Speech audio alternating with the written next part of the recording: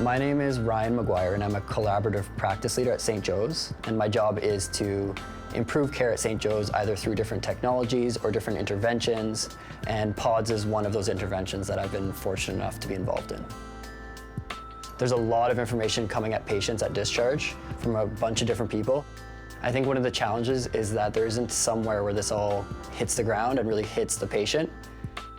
The discharge process prior to PODS, the patient was handed many different pieces of paper, and there was no real summary in regards to the teaching that we did. So I hear you're going home tomorrow. Tomorrow? Tomorrow. Okay. Okay, not today, but we're gonna go home tomorrow. Let me give you this. You know how we talked about what to watch out for when you go home? Okay. So this is a summary of that. Information needs to stick, and I think the design of a product or the design of information really plays a huge role in how sticky it is. We know that if we give a patient a piece of information that's, Arial, size 12 font, one page of pure text, they're not going to retain that information. When people see the PODS form, it definitely pops out. I think the imagery that we use, as well as having color-coded information, really stands out compared to other information, and I think it gets people's attention. If you're in the yellow section and you gain weight, so if you gain 2 to 3 pounds in one day, I want you to call me right away.